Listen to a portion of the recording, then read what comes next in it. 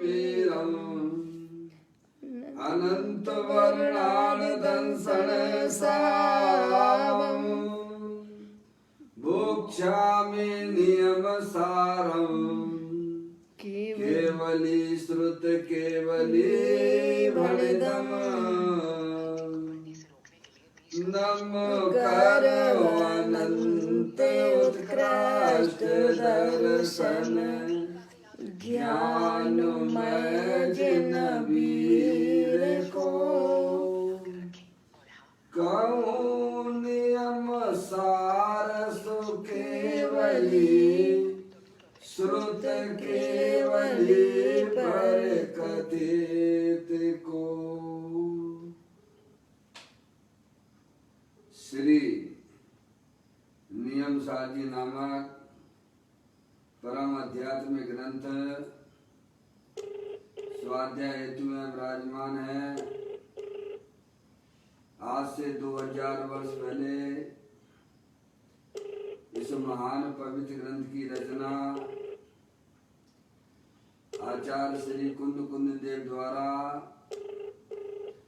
इसी पवित्र भूमि पर की गई उत्तर नहीं दे रही है और इसके टीकाकार पदम प्रबंधधारी देव मुनिराज हैं।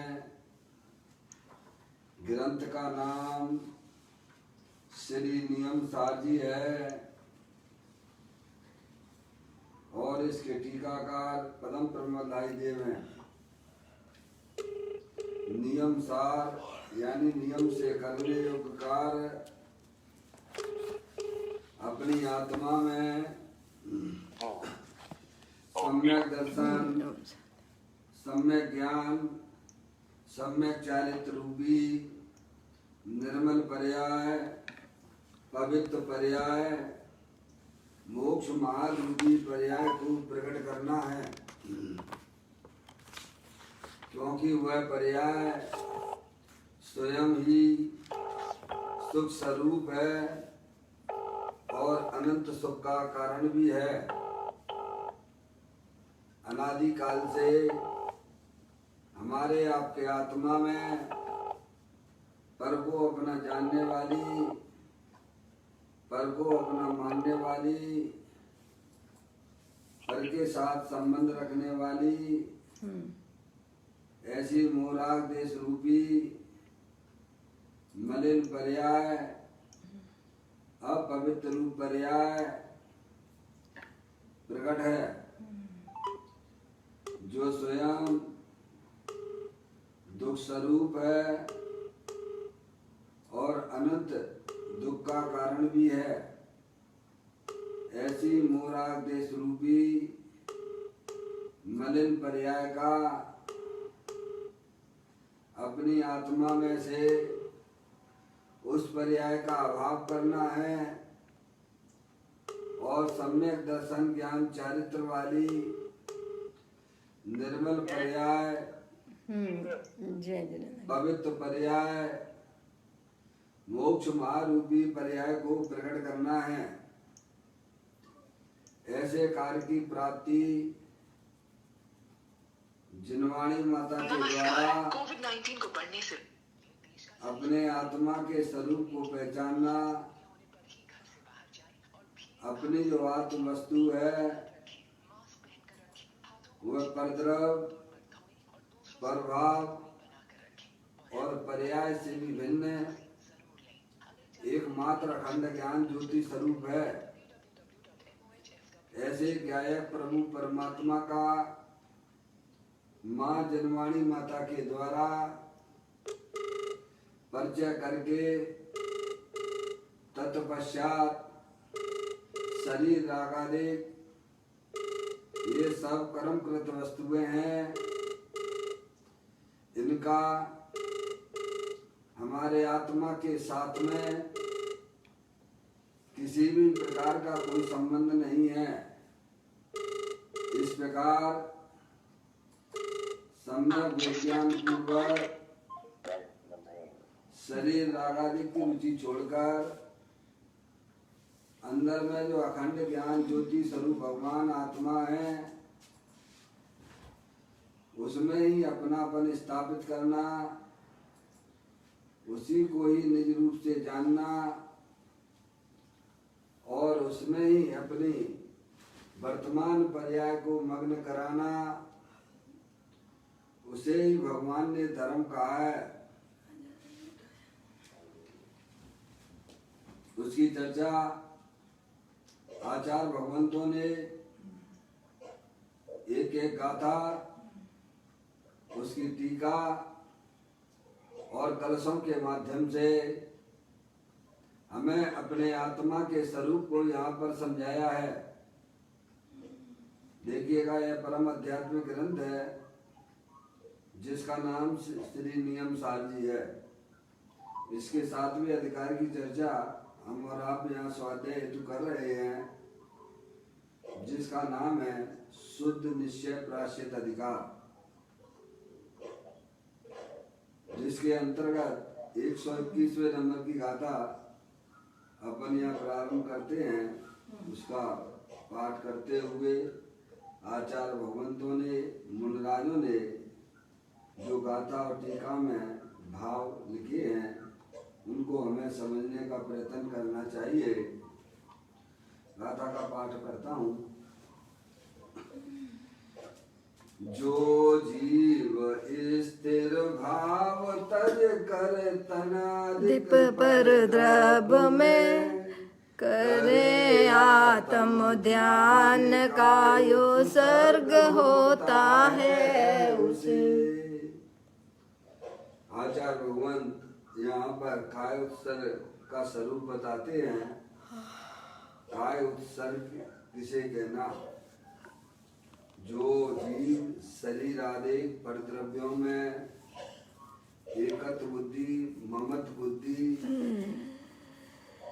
कर्तृत्व बुद्धि, भोक्तृत्व बुद्धि और ज्ञाता बुद्धि को छोड़ता हुआ अंदर में जो अखंड ज्ञान ज्योति स्वरूप भगवान आत्मा है, उसमें ही अपनापन स्थापित करता है, उसी को ही निज रूप से जानता है और उसमें ही अपनी वर्तमान पर्याय को मग्न कराता है, उसे ही आचार्य कुंकुन देव काय उत्सर्ग कहते हैं। अपन सब काय उत्सर्ग की बातें बहुत करते हैं कि भाई साहब 9 बार नमोकार मंत्र पढ़ो, काय उत्सर्ग करो। वह वास्तव में काय उत्सर्ग नहीं है। काय उत्सर्ग का वास्तविक स्वरूप यह है, जो जीव स्थिर भाव तजकर तन आदि परद्रव्य में करे आत्म ध्यान काय उत्सर्ग होता है उसी। किसे होता है काय उत्सर्ग? जो जीव शरीर आदि परद्रव्यों में जो उसकी सावधानी चल रही है, वह काय उत्सर्ग नहीं है।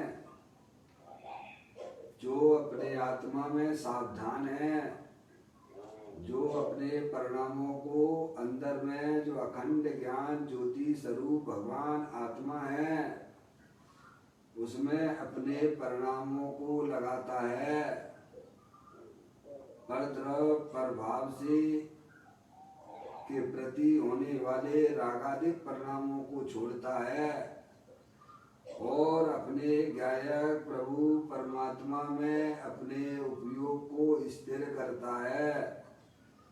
उस जीव को काय उत्सर्ग होता है, उसे काय उत्सर्ग कहते हैं। यह गाथा में लिखा हुआ है, देखिए। जो जीव स्थिर भाव तज कर तन आदिक परद्रव्य में, यानी परद्रव्यों के प्रति सावधानी हटाकर अपने आत्मा में स्थिर होता है। करे आत्म ध्यान, क्या क्या करे? ये सब काम होता है पर्याय में, और सावधानी पर्याय जो है अनादि काल से शरीर आदि में किए हुए है। हम निरंतर किसमें सावधान है? आत्मा का ज्ञान नहीं है तो परद्रव्य में ही सावधान है। शरीर आदि कोई साधने लगे हुए हैं, वह वास्तव में काय उत्सर्ग नहीं है। 9 9 बार नमोकार मंत्र पढ़ लेना, वो तो स्वभाव है। वो क्या है? स्वभाव है। अपने उपयोग को शरीर आदि के प्रति होने वाले ममत्व भाव का त्याग करके अपने गायक प्रभु परमात्मा में एकत्वपना स्थापित करना और उसमें ही अपनी पर्याय को मग्न कराना, उसे आचार्य भगवंत काय उत्सर्ग कहते हैं। ये बात यहाँ आचार्य भगवान 121वें नंबर की गाथा में बताते हैं। देखिएगा, काय आदि के परद्रव्यों में स्थिर भाव छोड़कर, स्थिर भाव यानी शरीर आदि के प्रति एकत्व ममत्व बुद्धि छोड़कर, स्थिर भाव यानी उपयोग कहाँ हमारा स्थिर होता है? शरीर आदि पर पदार्थों में जो स्थिर हो रहा है, उपयोग को स्थिर होना चाहिए था अपने गायक प्रभु परमात्मा में। कहाँ पर लग रहा है हमारा उपयोग? पर द्रव्यों में स्थिर हो रहा है। निरंतर पर द्रव्यों के बारे में ही सोचता रहता है। यही तो पर द्रव्यों के प्रति सावधान है। अपने गायक प्रभु परमात्मा से उसने अपने उपयोग को हटा दिया है। स्थिर होना था अपने गायक प्रभु परमात्मा, जो शरीर के अंदर रागादिक से भिन्न अखंड ज्ञान ज्योति स्वरूप है, शाश्वत है। ऐसे गायक प्रभु परमात्मा में स्थिर न होकर शरीर आदि पद्धतियों में जो उपयोग की स्थिरता है, क्या वह तो मिथ्यात्व भाव है, वह कोई काय उत्सर्ग नहीं है। खड़े हो जाना भाई साहब, 9 बार नमोकार मंत्र करना, बैठे बैठे नमोकार मंत्र करना, समझ नहीं आप? शरीर की सावधानी वह तो मिथ्यात है और आत्मा की सावधानी वह सम्यक है। ये बात यहाँ पर आचार्य भगवंतों ने समझाई है। काय आदि परद्रव्यों में स्थिर भाव छोड़कर जो आत्मा को निर्विकल्प रूप से ध्याता है, उसे काय उत्सर्ग है। क्या? शरीर के प्रति एकत्व बुद्धि, ममत्व बुद्धि, शरीर का लक्ष्य छोड़ के अंदर जो अखंड ज्ञान ज्योति स्वरूप भगवान आत्मा है, जो तीनों काल विद्वान वस्तु है, सिद्ध की सामर्थ्य वाली है, अनंत शक्तियों के भंडार वाली है, ऐसे गायक प्रभु परमात्मा के स्वरूप को पहचान कर उसमें अपने उपयोग को स्थिर करना, उसे भगवान ने काय उत्सर्ग कहा है। ये बात यहाँ आचार्य भगवंतों ने कही। समझ गए आप? अनंत काल हो गया, जिनने कभी अपनी पर्याय में काय उत्सर्ग नहीं किया है। काया के प्रति होने वाला ममत्व बुद्धि, एकत्व बुद्धि, उसका त्याग करना और अपने गायक प्रभु परमात्मा के प्रति एकत्वपना स्थापित करना, इसका नाम भाई साहब है, इसका नाम काय उत्सर्ग है। ये तो आपने आचार्य भगवंतों को पढ़ा, आचार्य कुंद देव जी को पढ़ा। अब देखिएगा, अब टीकाकार परम ब्रह्मधारी देव मुनिराज आचार्य कुंद देव के बाद 1000 वर्ष बाद हुए। देवी इसकी क्या परिभाषा करते हैं काय उत्सर्ग की, वो भी आप देख लीजिएगा। देखें, यह निश्चय काय उत्सर्ग के स्वरूप का कथन है। यहाँ पर जो है निश्चय काय उत्सर्ग के स्वरूप का कथन है। सादी शांत,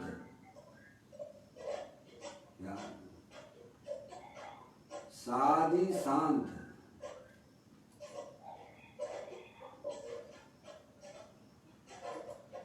थोड़ा कोई श्रीमान जी जरा डिस्टर्ब हो रहा है, म्यूट कर लें अपने यहाँ का, तो जिससे कम से कम जो है और लोगों को डिस्टर्ब ना हो।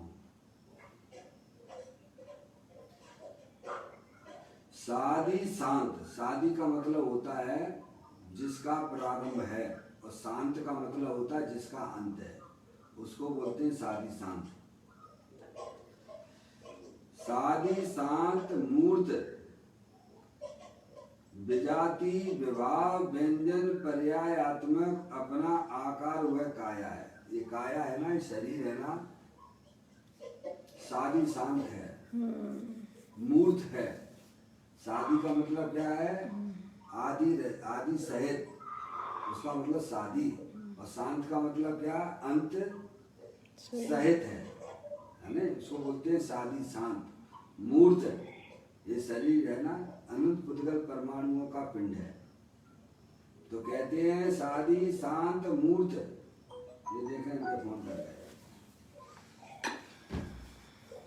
सादी शांत मूर्त विजाति, विजाति है, ये जड़ है, अपन चेतन है। विजाति विभाव व्यंजन पर्यायात्मक अपना आकार वह काया। शरीर का स्वरूप बताया।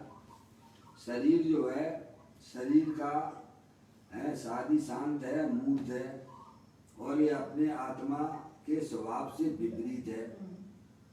आत्मा जानने देखने वाला पदार्थ है, और शरीर है वो जड़ है।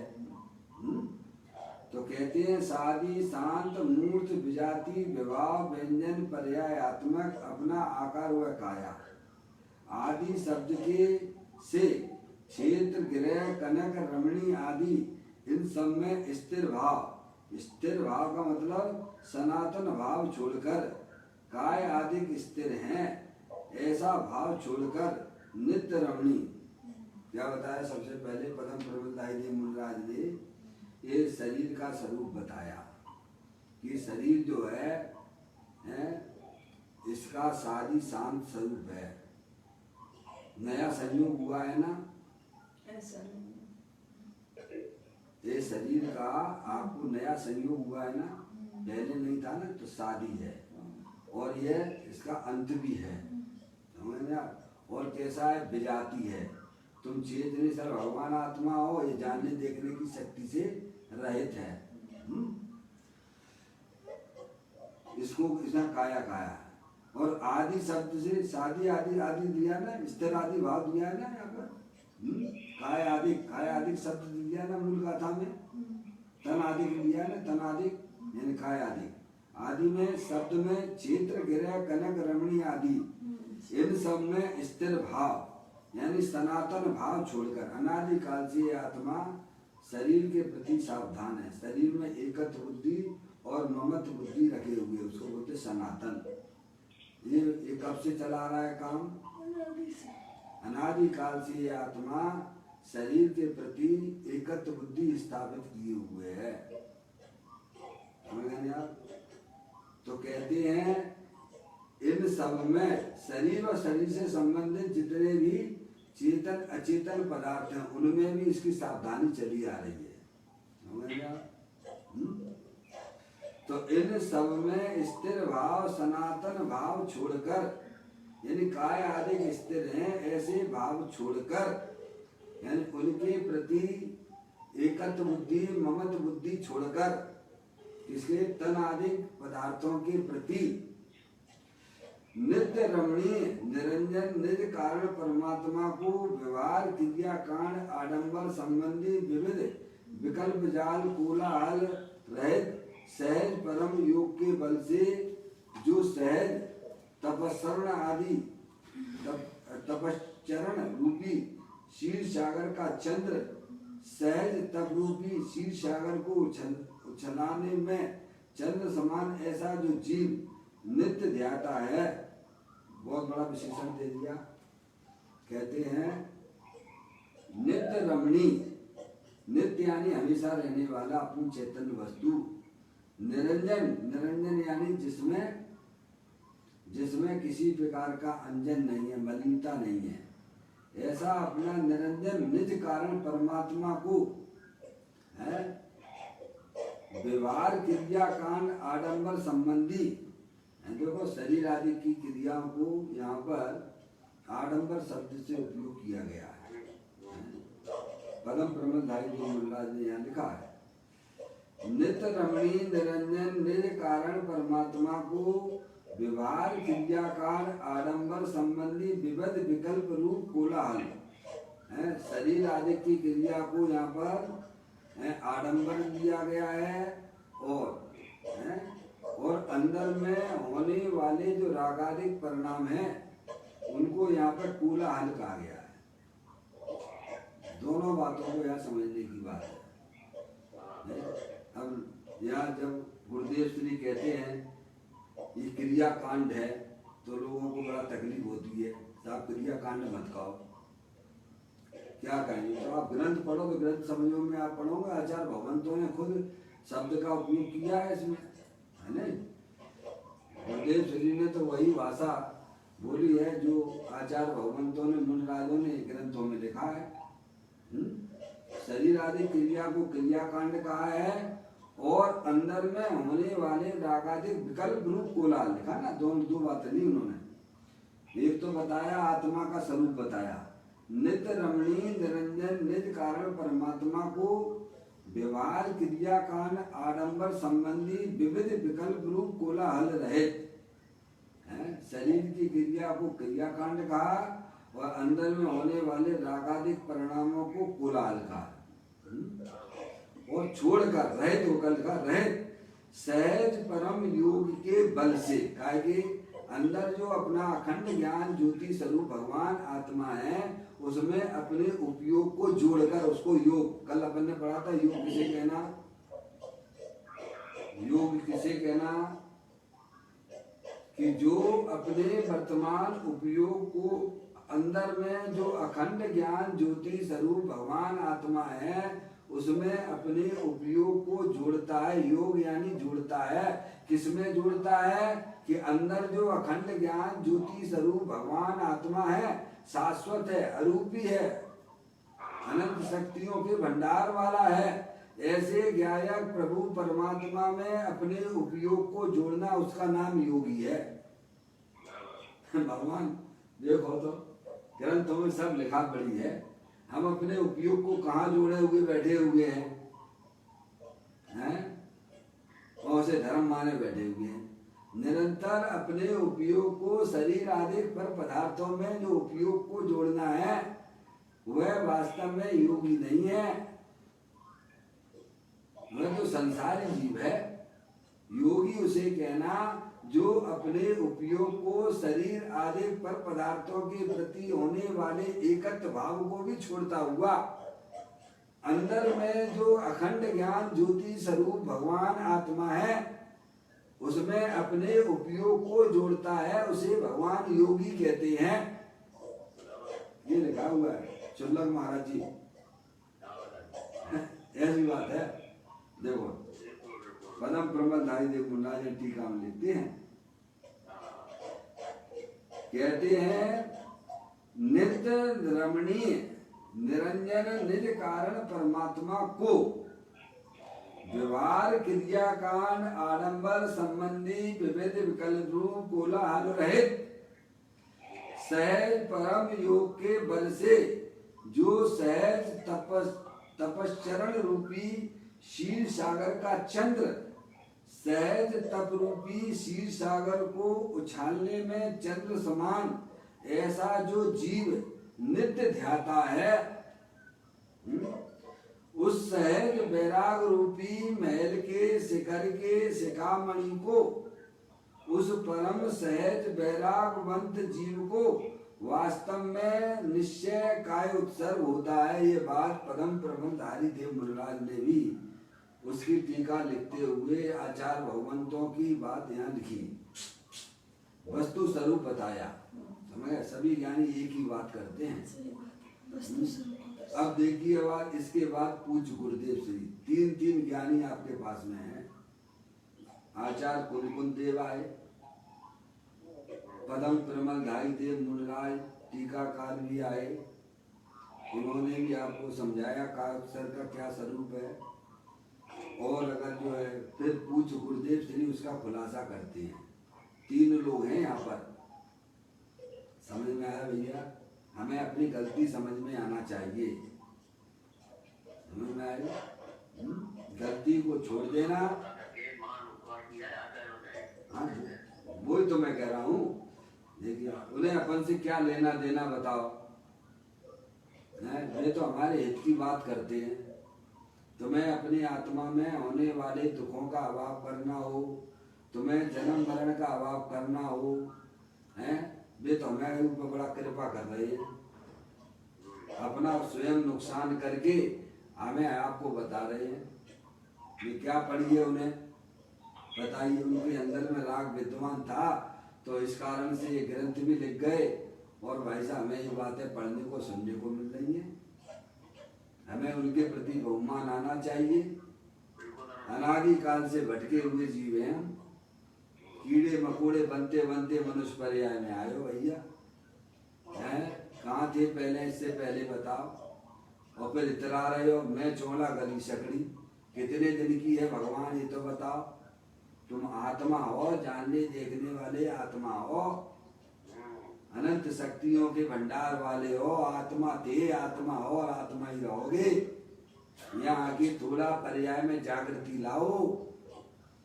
शरीर आदि के प्रति एकत्र बुद्धि छोड़ो।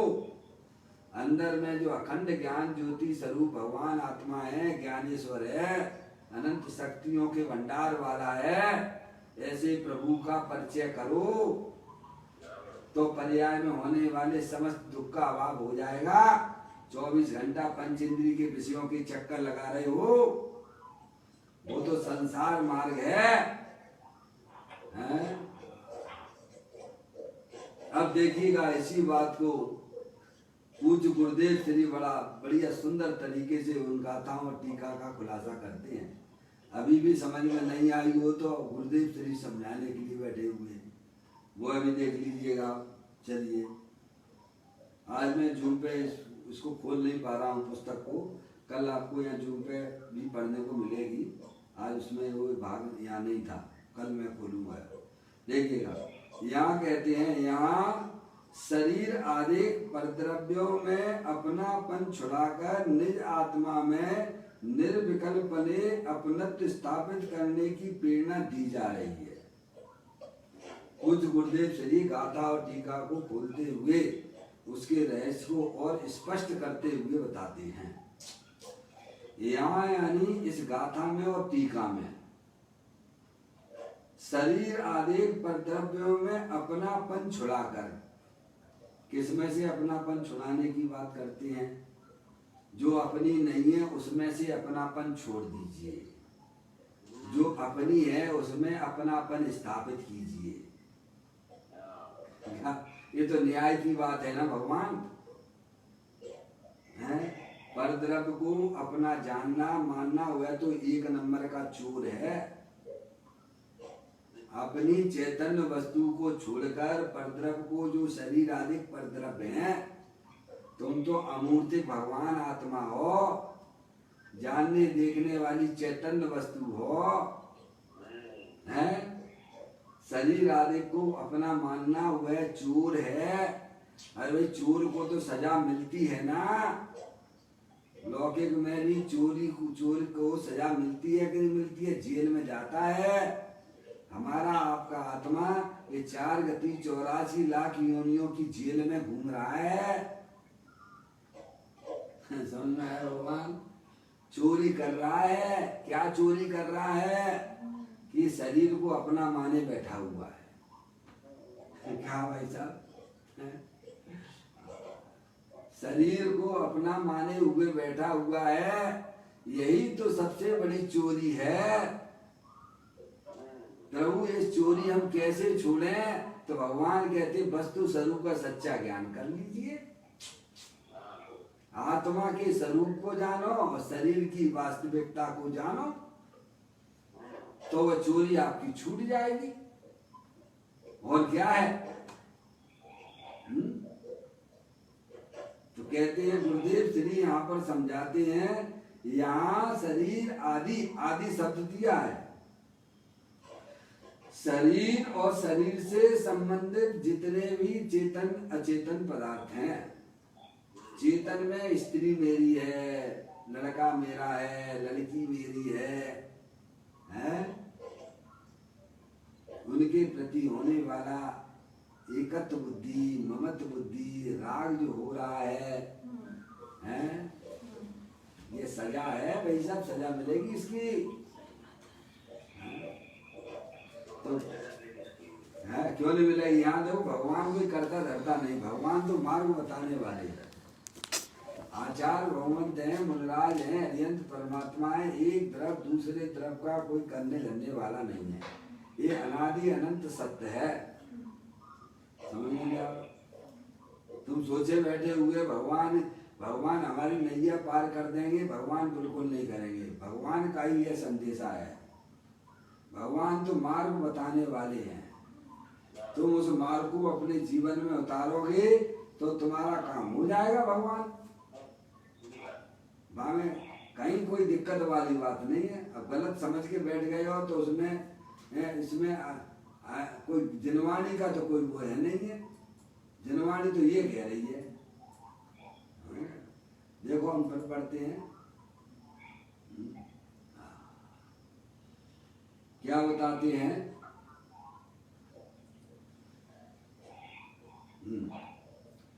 देखिएगा, शरीर आदि में शरीर तो आ ही गया, और आदि शब्द है ना, उसमें शरीर से संबंधित जो भी हमारे राग के संबंध चेतन अचेतन पदार्थ में हैं, उनसे भी समझ लेना। शरीर आदि पद्रव्यों में अपनापन छुड़ाकर, क्या करना? अपनापन छुड़ाकर। बाबूलाल जी साहब, आवाज आ रही है? वो आज शास्त्र इसीलिए नहीं आया है क्योंकि मैंने कल देखा नहीं था, इसलिए इस पर प्रिंट नहीं ले पाया मैं। कल आपको मिल जाएगा शास्त्र, कल शास्त्र कल दे दूंगा मैं, उस पर कल प्रिंट दे दूंगा मैं। देखिए, बहुत सुंदर बात बताते हैं आचार्य भगवंत मुनराज, अपने ऊपर बड़ी महान कृपा करते हैं। अनादि काल की हमें अपनी भूल भी बताते हैं और हमें मार्ग भी बताते हैं सुखी होने का। वो बात यहाँ हमें ज्ञानी समझा रहे हैं। यहाँ शरीर आदि पद्रव्यों में अपनापन छुड़ाकर, यानी शरीर के प्रति जो हमारी एकत्व बुद्धि, ममत्व बुद्धि, कर्तत्व बुद्धि, भोक्तत्व बुद्धि आदि जो परिणाम होते हैं, उसको छुड़ाने कर निज आत्मा में निर्विकल्पने अपनत्व स्थापित करने की प्रेरणा दी जा रही है। क्या की जा रही है? शरीर आदि के प्रति जो हमारी सावधानी अनादि काल से चली आ रही है, वह तो संसार मार्ग है। अंदर में जो अखंड ज्ञान ज्योति स्वरूप भगवान आत्मा है, शाश्वत है, सिद्ध भगवान जैसा है, अनंत शक्तियों के भंडार जैसा है, ऐसे ज्ञायक प्रभु परमात्मा में अंतर्मुखी उपयोग के द्वारा निज रूप से जानना, उसमें अपनापन स्थापित करना, ये भगवान ये आदेश दे रहे हैं, ये प्रेरणा दे रहे हैं। क्या जो ये लिखा है, यहाँ शरीर आदि पद्रव्यों में अपनापन छुड़ाकर निज आत्मा में निर्विकल्पने अपनत्व स्थापित करने की प्रेरणा दी जा रही है, अथवा निश्चय कायोत्सर्ग का स्वरूप समझाया जा रहा है। इस गाथा में निश्चय कायोत्सर्ग का स्वरूप बताया। कायोत्सर्ग किसे कहना? आगे देखें, काया आदि, काया यानी शरीर, आदि पद्रव्य स्थिर नहीं है, नित्य नहीं है, अनित्य है, अस्थिर है। अब उसका स्वरूप बताते हैं कि काया आदि, काया यानी शरीर और शरीर से संबंधित जितने भी चेतन अचेतन पदार्थ हैं, वे कैसे हैं? वे स्थिर नहीं हैं, या क्षण भंगुर हैं, अनित्य हैं, नित्य नहीं है। नित्य स्थिर तो मेरा सहज स्वभाव है। क्या ये देखो, पदम प्रबंधाई मुल्लाज ने इसी कलश में इसी इसी नियम सार जी के 166वें नंबर के कलश में भी यह बात लिखी थी कि काया आदि जो पदार्थ हैं वे स्थिर नहीं हैं, वे अस्थिर हैं। अनंत पुद्गल परमाणु, ये शरीर जो दिखता है ना भगवान, इस शरीर के अनंत पुद्गल परमाणु हर समय आ रहे हैं और जा रहे हैं। क्या? लेकिन आप कहोगे हमें तो दिखते नहीं है। इसके लिए तो आपको ज्ञान चक्षु खोलना पड़ेगा। ये चर्म चक्षुओं से नहीं दिखेंगे, इस चमड़े की चक्षु से नहीं दिखेंगे। जैसे बाबूलाल जी साहब, आपके कमरे में रजकण धूल उड़ रही है कि नहीं उड़ रही है? उड़ रही है, पर हमें दिखाई देती नहीं है। तो दिखाई नहीं देती है, इसका मतलब ये नहीं है कि हमें उड़ नहीं रही है। क्या नहीं उड़ रही होती तो रोजाना झाड़ू क्यों लगाते हो आप? सीधी सी बात है भगवान। ऐसे ही ये शरीर जो है ना, अनंत पुद्गल परमाणुओं का पिंड है। इसकी वास्तविकता का थोड़ा ज्ञान तो करो। इसके अनंत पुद्गल परमाणुओं का पिंड है। आप उसमें बोलते हो पुद्गल के परमाणु मिलकर शरीर रूप में भासी। क्या ये शरीर की क्या वास्तविकता है भगवान? ये अनंत पुद्गल परमाणुओं का पिंड है। हर समय इसके परमाणु आ रहे हैं और जा रहे हैं। ये तो ज्ञान नेत्र के द्वारा ही आपको समझ में आएगा। और इस शरीर के अंदर रहने वाली जो चैतन्य वस्तु है, जो ना कहीं आती है ना कहीं जाती है, वह आत्मा है, वो आप हो। चिल्लक जी महाराज, क्या दो चीजें हैं आपके सामने? शरीर है वो अस्थिर है, अनित्य है, विजाती है, जानने देखने की शक्ति से रहित है। और अंदर जो जानने देखने वाली चैतन्य वस्तु है वो आत्मा है, अरूपी है, अनंत शक्तियों से अनंत शक्तियों के भंडार वाला है। दोनों में भेद कर लीजिए आप, ज्ञान कर लीजिएगा। तो कहते हैं काया आदि परद्रव स्थिर नहीं है, नित्य नहीं है, अनित्य है, अस्थिर है।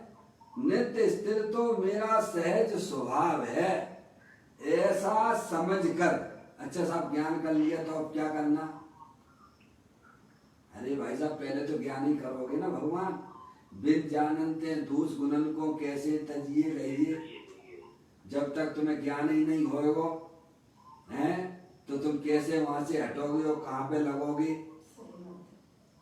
हैं लोग बहुत कहते साहब जो है ज्ञान करने से क्या होता है। अरे भाई साहब ज्ञान ही तो कर सकते हो तुम, और क्या कर सकते हो? परद्रव का तो तुम कुछ कर सकते नहीं हो। हैं आत्मा ज्ञानम स्वयं ज्ञानम ज्ञानादंत करती थी, पर भावस्य कर्तात्मा भोयम व्यवहार। शरीर की क्रिया तुम कर सकते नहीं हो। आत्मा में होने वाले रागादिक परिणाम वो भी तुम नहीं कर सकते हो। जानने वाले हो, इसीलिए जानने की बात भगवान कहते हैं। तो कहते हैं ऐसा समझकर, यानी दोनों के स्वरूप को जानकर, जो अपने आत्मा को ही निर्विकल्पने ध्याता है उसे कायोत्सर्ग होता है। अब ये है, इसीलिए पहले होता है ज्ञान और फिर होता है ध्यान। ध्यान की प्रक्रिया तो बाद में है। ध्यान करोगे तो किसका करोगे? आत्मा का ज्ञान हमारे पास में है नहीं। और भाई साहब ध्यान के शिविर लगने लग गए हैं। ध्यान किया नहीं जाता। ध्यान तो एक सहज प्रक्रिया का नाम है। ध्यान होता है अर्थ ध्यान बहुत ध्यान करते हो कि होता है? अज्ञानता में हो रहा है। अर्थ ध्यान बहुत ध्यान भी करता है। अनादिकाल से हमारी पर्याय में अर्थ ध्यान बहुत ध्यान चल रहा है। और ऐसी धर्म ध्यान कब होगा? जब वस्तु स्वरूप का सच्चा ज्ञान कर लोगे, हैं, तो उपयोग वहां से हटता हुआ, हैं, आपको आप बोलते हो कि नहीं बोलते हो, हैं, 181 नंबर का था, 182 नंबर का था, 183 नंबर का था। आचार्य कुंकुन देव ने समय सारणी के संवर अधिकार में ये बात लिखी है। सच्चा ज्ञान होने पर क्या होता है, ये बात उन्होंने बताई है आचार्य कुंकुन देव ने 181, 82, 83 नंबर गाथा में। सच्चा ज्ञान क्या है?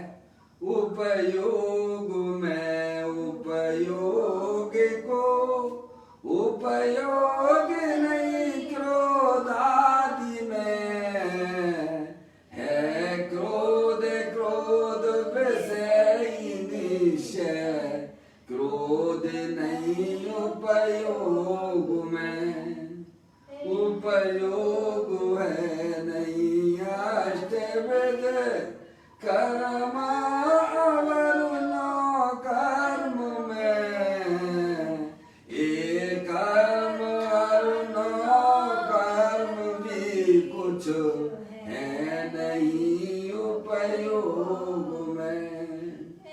ऐसा अभिप्रीत ज्ञान जब ही प्रकटता है जीव को, क्या कहा?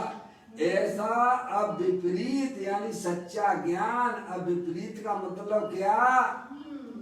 कि उपयोग में है, उपयोग नहीं है क्रोधादि में, क्रोध क्रोध में है, क्रोध में नहीं है उपयोग, कर्म कर्म में है, नो कर्म में है, उनमें नहीं है उपयोग। भगवान ऐसा सच्चा ज्ञान जिस जीव को प्रकट होता है, तब क्या होता है भगवान? तब अन्य नहीं कुछ भाव है, उपयोग शुद्धात्मा करे। जब सच्चा ज्ञान जीव को हो जाता है, तब वह उपयोग समझदार होता हुआ शरीर रागादेह पर द्रव्यों का लक्ष्य छोड़ता हुआ अंदर चेतनेश्वर भगवान आत्मा शुद्धात्मा का वर्ण करता है। ये बात आचार्य भगवंतों ने एक एक गाथाओं के अंदर लिखी हुई है। इसीलिए ज्ञान करना सबसे पहला कर्तव्य है जीव का।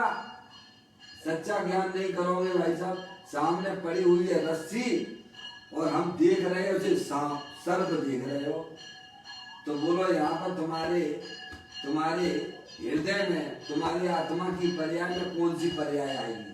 बाबूलाल जी साहब, सामने पड़ी हुई है रस्सी, सामने पड़ी हुई है रस्सी और हम देख रहे हैं उसे सांप है। आपके कमरे में पड़ी है रस्सी और हमें दिख रहा है सांप, तो बताओ आपकी आत्मा की पर्याय में कौन सी पर्याय आएगी? भय वाली आएगी कि निर्भय वाली होगी? भय वाली होगी। क्यों होगी? अज्ञानता है। जहां कहाँ दिक्कत वाली बात आ रही है भाई साहब, हैं? आप समझो तो बात को। हमारी पर्याय में दुख रूपी पर्याय की कब उत्पत्ति होती है? तो कहते अज्ञानता में हो रही है। वस्तु स्वरूप को जानते हैं नहीं अपन, हैं? और भाई साहब दुखी हो रहे हैं।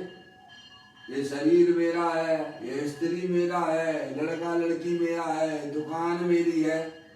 ये तेरी कहाँ से हो जाएगी भगवान? तुम तो चेतनेश्वर भगवान आत्मा हो, अमूर्त हो, सिद्ध भगवान जैसे हो, हैं? उसको तो तुम जानते नहीं हो। और जहाँ ज्ञान मिलता है वहाँ अपने उपयोग को लगाते नहीं हो। हमारे पास टाइम नहीं है साहब, अभी दुकानदारी से फुर्सत नहीं है, हैं? अभी कमाने से फुर्सत नहीं है। अभी जहाँ मिलता है वहाँ जाते नहीं हो। तो बताओ हमारी अज्ञानता कैसे दूर होगी? भगवान आप ही बता दीजिए। अनादि काल से तो मैं अज्ञानी था ही, शरीर को अपना जान ही रहा था, मान ही रहा था, और वही काम तुम मनुष्य पर्याय मिलने पर भी कर रहे हो। तो नया क्या कर रहे हो? ये काम तो निगोदिया जीव भी करती है। शरीर में अपनापन स्थापित तो निगोदिया जीव भी रखे हुए है, मनुष्य पर्याय में आया तो मनुष्य जैसे काम तो करो। जन्म मरण नित करते करते काल अनंत गमाए, आज हम जिन रात तुम्हारे द्वारे आए। कैसे हमारा आत्मा भाई साहब जन्म मरण करता हुआ एक पर्याय को छोड़कर दूसरी पर्याय ग्रहण की है? मनुष्य पर्याय जहाँ त्रस पर्याय, दो इंद्रिय पर्याय मिलना कठिन है। दुर्लभ लई जो चिंता मणि, त्यों पर्याय लई त्रस्तनी। मनुष्य पर्याय में आए हो तो अच्छे अच्छे काम कर लो भगवान, अपने आत्मा का ज्ञान कर लो, अपनी सच्ची समझ पर्याय में पैदा कर लो। मैं तो एकमात्र अखंड ज्ञान ज्योति स्वरूप भगवान आत्मा हूँ, मैं शरीर नहीं हूँ। और हमारी आत्मा में जो दुख रूपी पर्याय होती है वे अज्ञानता की निशानी है। आप पूजा में बोलते भी हो, अज्ञान विधाता है इनका निश्चित चैतन्य विरोधी है। काटोसी पैदा हो जाती चैतन्य सदन के आंगन में। यह बात यहाँ में गुरुदेव श्री भी समझाते हैं। ऐसा समझकर, कैसा समझकर कि शरीर आदि तो अस्थिर वस्तु है, जड़ है, अनंत पुद्गल परमाणुओं का पिंड है, और इस शरीर को जानने वाली चैतन्य वस्तु है, अमूर्तिक है, सिद्ध भगवान जैसी है, शाश्वत है। दो चीजें हैं, एक जड़ पदार्थ शरीर और दूसरा अंदर चेतनेश्वर अमूर्ति भगवान आत्मा। तो ऐसा समझकर जो अपने आत्मा को ही निर्विकल्प रूप दियाता है, क्या अब सच्चा ज्ञान हो गया उस जीव को,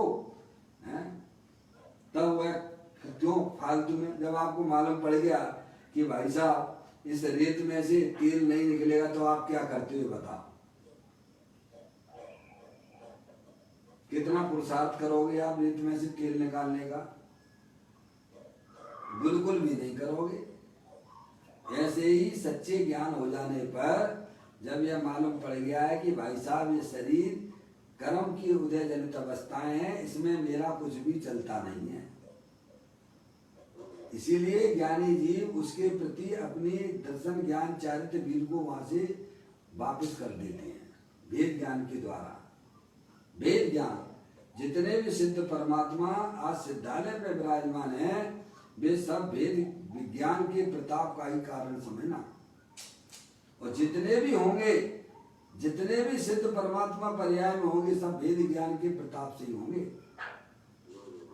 सच्चे सुख की प्राप्ति सम्यक वेद ज्ञान के द्वारा ही होती है।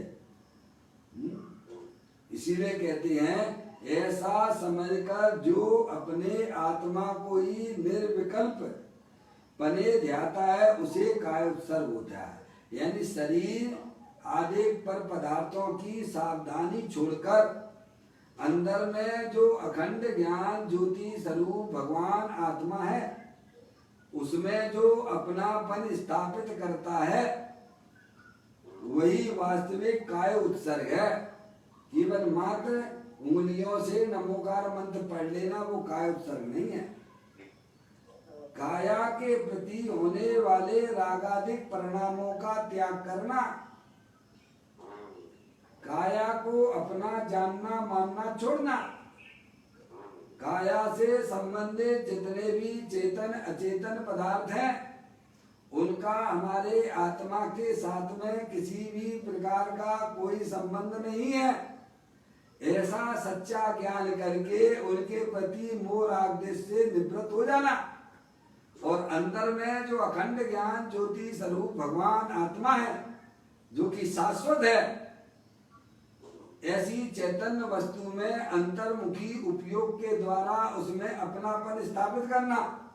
आत्म जागृति को धर्म कहा है भगवान ने। क्या अपने आत्मा में सावधान हो, अपने आत्मा को पहचानो। जे स्वरूप समझे बिना पामे तो अनंत समझाऊं ते पद नमो श्री सदगुरु भगवान श्रीमद राजचंद्र जी ने ये बात कही है। कहते हैं आप देखिएगा स्वरूप में ठहरने पर काया का लक्ष्य ही छूट गया। यह वास्तविक कायोत्सर्ग है। यानी उपयोग जो हमारा था, जो शुद्ध ज्ञान की पर्याय थी, उसने जब सच्चा ज्ञान उसमें हो गया तब उपयोग जो है शरीर रागादि का लक्ष्य छोड़ देता है। अंदर में जो अखंड ज्ञान ज्योति स्वरूप है वह उसमें स्थिर हो जाता है। उसको कायोत्सर्ग कहते हैं। ये है कायोत्सर्ग का वास्तविक स्वरूप। बिना ज्ञान के नहीं हो सकता है, बिना सच्चा ज्ञान के नहीं हो सकता है। तुम चाहे कितनी भी शरीर की क्रिया को अपना मानते रहो है। इसीलिए पंडित टोडरमल जी साहब ने बड़ी सुंदर बात लिखी है मोक्ष मार्ग प्रकाशक में, 260वें नंबर के पेज पर लिखी है, पढ़ लेना जाके आप। देखो तत्व विचार की महिमा। क्या बोला? देखो तत्व विचार की महिमा।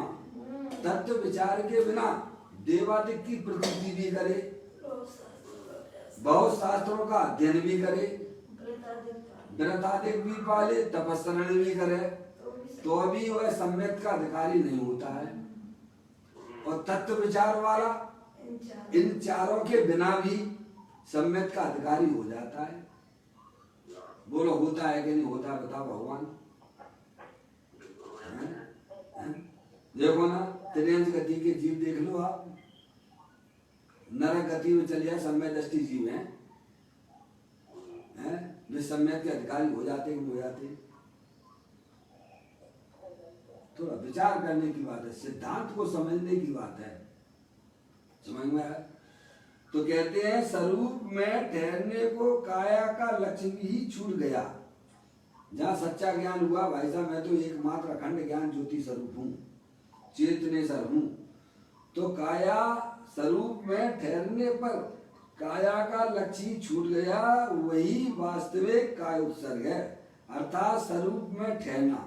स्वरूप यानी अपने आत्मा की बात चल रही है। स्वरूप में ठहरना, स्थिर होना ही वास्तविक कायोत्सर्ग है।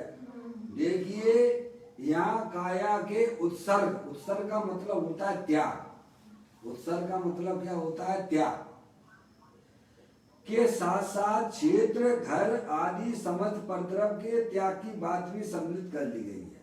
क्या? पदम प्रबंधाई देव महाराज ने आचार्य भगवंत की गाथा का स्पष्टीकरण करते हुए उसमें आदि शब्द का अर्थ भी खोला है। तो कहते हैं काया के उत्सर्ग यानी त्याग के साथ साथ क्षेत्र, घर आदि समस्त परद्रव के त्याग की बात सम्मिलित कर ली है। काया चैतन्य के स्वभाव से विपरीत जाति की है। शरीर जो है क्या जड़ है, और तुम दोनों चेतनेश्वर भगवान आत्मा हो, अमूर्त हो। काया चैतन्य के स्वभाव से विपरीत जाति की है। जैसे आत्मा अनादि अनंत है। कब से हो भगवान? शरीर जितना ना देखना कि मैं तो 40 साल का हूँ, 50 साल का, 70 साल का, 80 साल का। हमारी बुद्धि कहाँ काम करती है? अनादि अनंत हो तुम, अनादि से हो। चेतनेश्वर को देखो, अंदर में देखो। हम देखते हैं शरीर से अपने को देखते हैं। हमारे पास थर्मामीटर कौन सा है नापने का? संयोग का है। संयोगी भाव से अपने आप को देखते हैं, संयोगी से देखते हैं। और भगवान दिखाना चाहते हैं अंदर निर्विकल्प वस्तु चेतनेश्वर अनादि अनंत है। तो कहते हैं जैसे आत्मा अनादि अनंत है और शरीर सादि शांत है, दोनों में कंपेयर कर रहे, तुलना करके बताते हैं ज्ञानी। आत्मा अमूर्तिक है और शरीर मूर्तिक है। बोलो है कि नहीं है? हमें जहाँ किसी शंका है किसी को क्या है? अब ऐसा सच्चे ज्ञान में कौन से तुम्हारे पैसा लग रहे, रुपया लग रहे हैं भगवान हैं? कौन सी तुमसे मेहनत करवाई जा रही है? बताओ। ऐसा सच्चा ज्ञान जिस जीव के पास में आ जाता है उसकी तो बल्ले बल्ले हो जाती है। सही बात है? खड़े रहो भगवान के सामने, हैं? खड़े रहो, अनादिकाल से खड़े हुए हो, पर परमात्मा के साथ में कुछ नहीं होने वाला, तुम्हारा कुछ नहीं होने वाला है। समझ में आया? अपने आत्मा के सामने खड़े होना सीखना पड़ेगा। भगवान अनादिकाल से पर परमात्मा पर द्रव्य के सामने तो हमारा आत्मा गिड़गिड़ाता रहा, मिला क्या उसमें? भगवान भी तो कहते तुम मेरी तरफ ना देख, तू अपनी तरफ देख। उसे ही भगवान कहते हैं, उसे ही गुरु कहते हैं, उसे ही शास्त्र कहते हैं। जो अपने आत्मा के तरफ खड़े होने की बात करे, जो अपने आत्मा की तरफ ले जाए, उसे गुरु शास्त्र कहते हैं, उसे अनंत परमात्मा कहते हैं।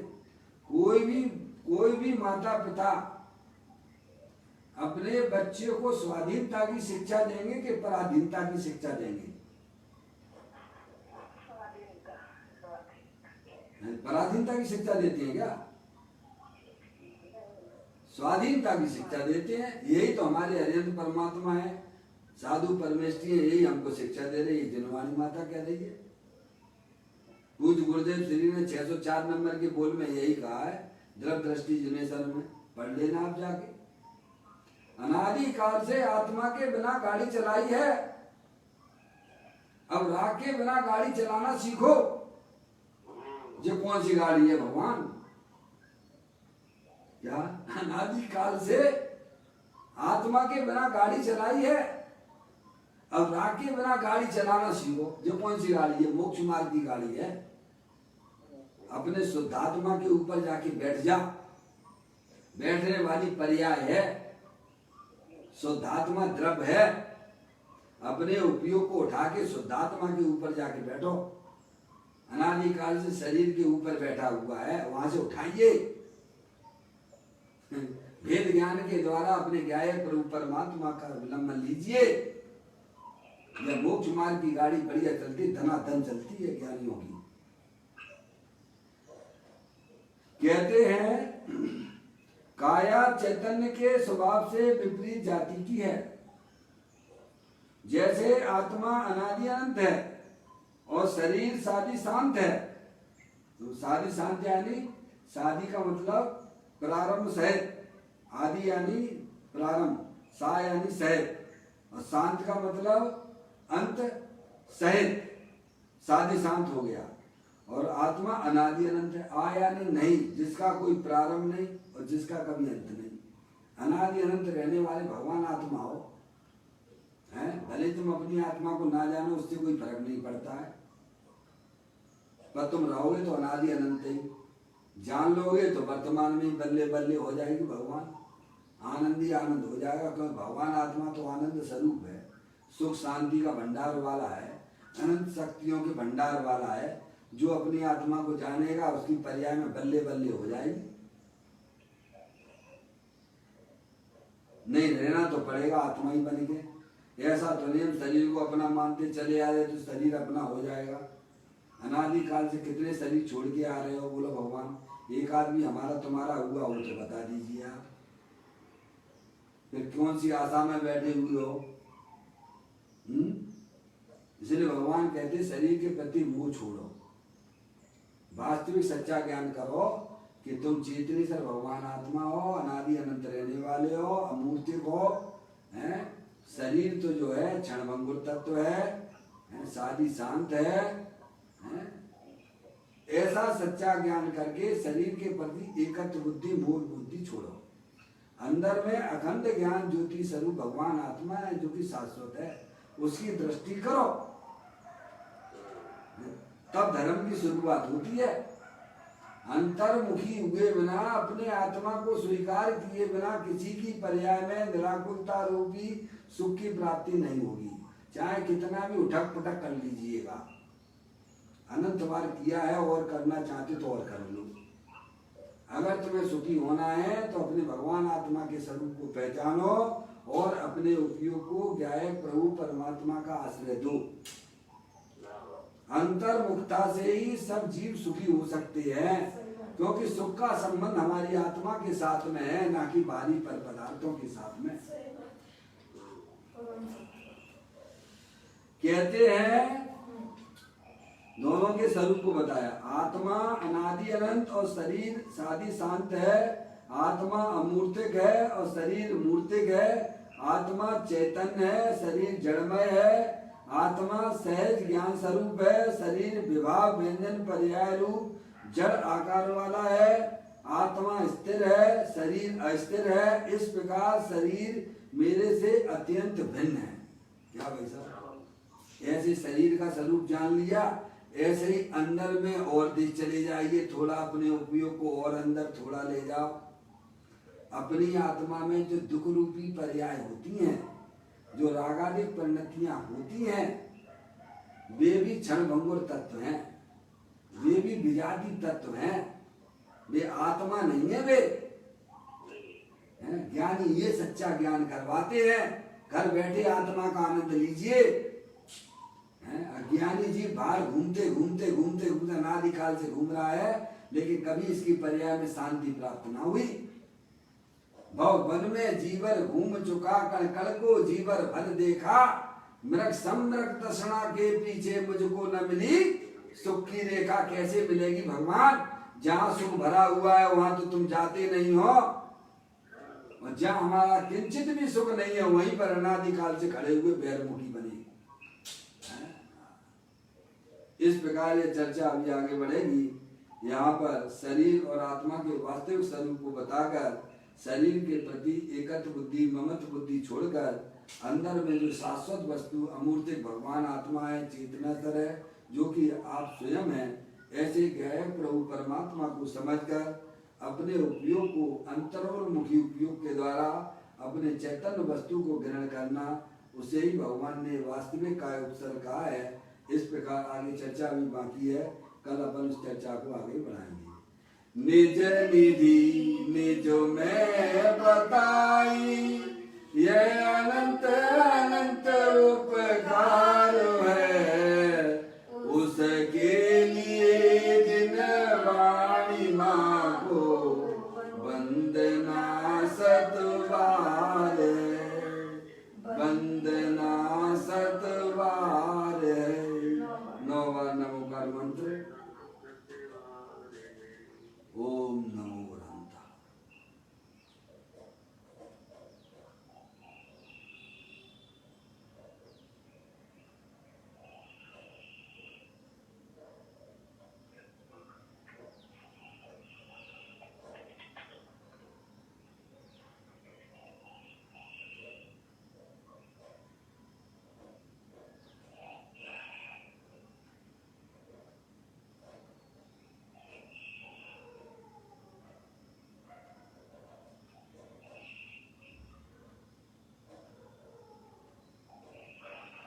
बोलो द्वादशांग जलवाणी माता की जय, महान जन धर्म की जय।